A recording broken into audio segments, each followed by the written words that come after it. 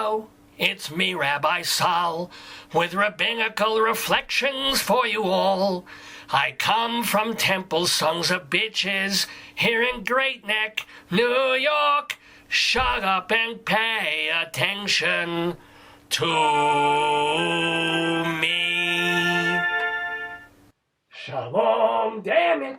This is Rabbi Sal Solomon with a Rabbinical reflection for April 10th, 2021. What do we want? Normalcy! When do we want it? Soon! Please! In case you didn't know, since March 2020, America has been in various modes of lockdown, quarantine, and stasis, owing to the coronavirus pandemic. This was a sensibly safe response to a disease that swept through the world, killing hundreds of thousands of people and putting millions of others in grave danger and in danger of the grave. Each time we thought we'd seen the worst of it, another wave would come along and submerge us in fear. It's like listening to an Oasis album. Every time a 6-minute anthem finally ends, you're like, ooh, silence, beautiful, quiet, and then another fucking Oasis song starts. Life has been like that for the past 13 months. We get our hopes up that the CDC and the NIH and the CIA have a handle on the virus equivalent of the Gallagher brothers, and then, boom, there's a holiday, families gather, people travel, and the numbers shoot back up. You could understand Dr. Fauci warning, hold out a little bit longer. You don't want to see your mother-in-law anyway, so stay home. And you could sympathize with vulnerable people or those too young to qualify for the shot, saying, sorry, but wearing a mask is not fascism. Put it on, wash your hands, and have fun storming the Capitol. But what a magnificent century we are in. We can counter a brand new disease, get our drug companies working on it, and half a year later already we have a remedy ready to launch. Thanks to President Trump, the medicine rolled out at warp speed, and thanks to President Biden, it's being distributed as systematically as dollar bills at a Fabrengen. As of this ranting, 100 million Americans have received at least one dose of the Pfizer, Moderna, or J&J vaccine.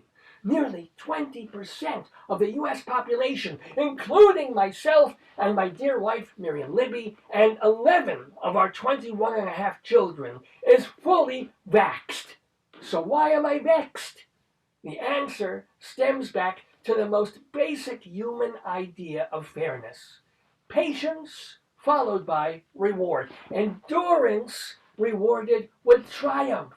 Eat your broccoli, then you can have ice cream.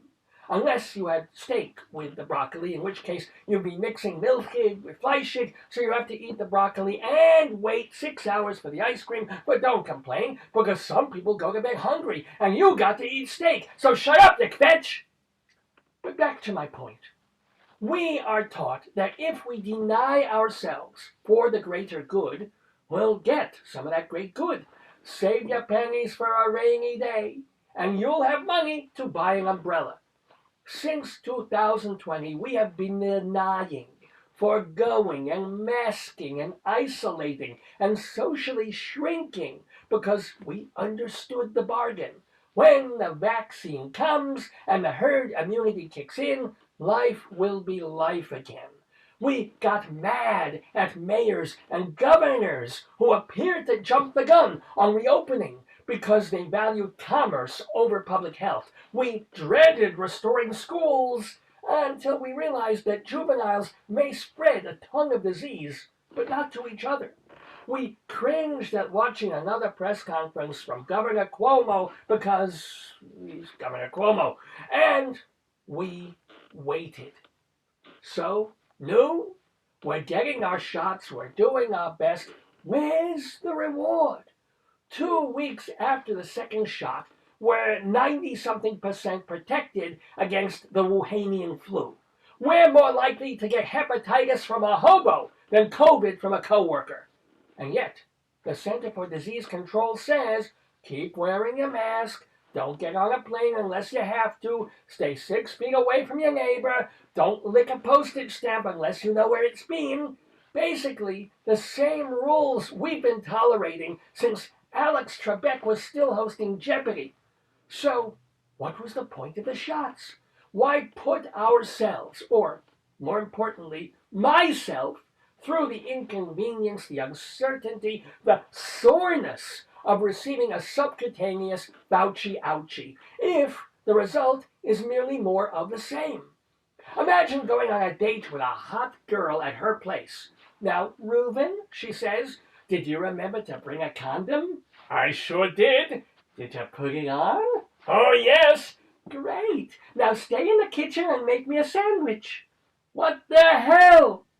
Why am I shooting some profit-driven pharmaceutical company's untested RNA into my bloodstream if I still must approach the world through solitary confinement? Why do I have to walk in a bank still looking like a bank robber?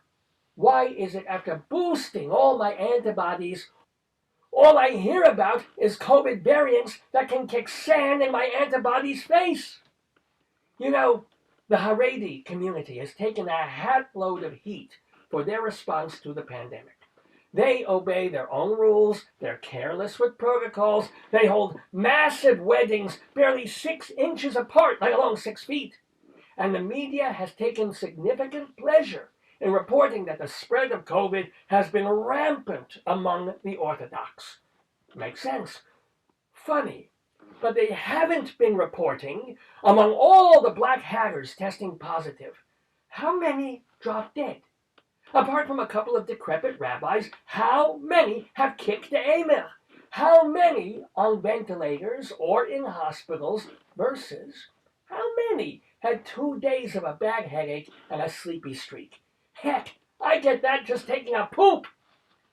I'm not saying that Haredi should be proud of their insular arrogance, but maybe the rest of us have overreacted more than they underreacted. Hashem, if you're listening, how about a break? How's about acknowledging those of us who've done everything right and rewarding us? It's time to give us the ice cream. Non-dairy. We don't want to be too greedy. This has been a rabbinical reflection from Rabbi Sal Solomon, Temple Sons of Bitches, in Great Neck, New York.